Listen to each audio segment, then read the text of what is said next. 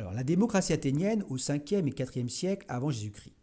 Donc ce cours doit permettre de compléter les activités que nous ferons en classe sur les principes et le fonctionnement de la démocratie athénienne.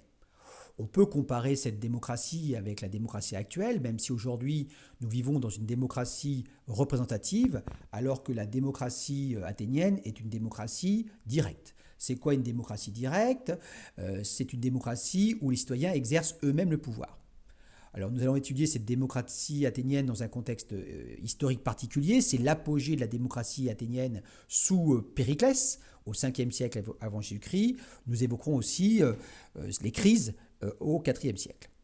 Alors tout d'abord, quels sont les principes fondamentaux de la démocratie athénienne? Il y a l'isonomie, c'est-à-dire l'égalité devant la loi. Il y a l'iségoria, c'est-à-dire l'égalité de parole, notamment lors des débats publics. Il y a aussi la rotation des charges, on n'est pas magistrat à vie, on l'est suite à une nomination, notamment le tirage au sort. Pourquoi le tirage au sort? C'est l'idée que tous les citoyens sont capables de gouverner. Donc toutes les magistratures étaient attribuées par tirage au sort, sauf les postes militaires comme les stratèges. Deuxième partie, concernant les institutions démocratiques, vous ferez un schéma explicatif en classe que vous devez connaître.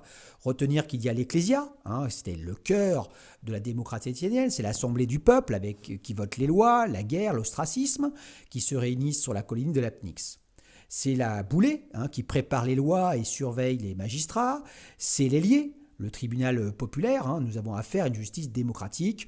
On peut évoquer notamment le procès de Socrate. Alors, quels étaient les droits et les devoirs des citoyens athéniens? Alors, tout d'abord, je vous rappelle que tout le monde n'est pas citoyen. Il faut être un homme libre, né d'un père et d'une mère athéniens, comme le prévoit la loi de Périclès en 451 avant Jésus-Christ. Il faut faire aussi son service militaire, l'éphébi.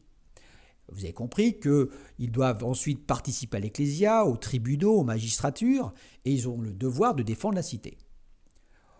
Vous avez noté qu'il y avait aussi des exclus. Les femmes qui n'avaient pas de droit politique, ce qui ne veut pas dire qu'elles n'avaient pas un rôle domestique ou religieux. Il y a les métèques, c'est-à-dire les étrangers qui étaient des résidents permanents, qui payaient une taxe mais qui n'avaient pas de droit politique. Et puis enfin, il y avait les esclaves, très nombreux, qui sont privés de liberté et de tout droit politique. Donc en conclusion, quel est l'héritage de la démocratie athénienne? Elle a fortement inspiré les démocraties modernes. Elle a influencé la philosophie politique. Quelles étaient les limites? La majorité de la population était exclue. Et ça n'a pas empêché une forte instabilité politique qui va conduire à sa disparition.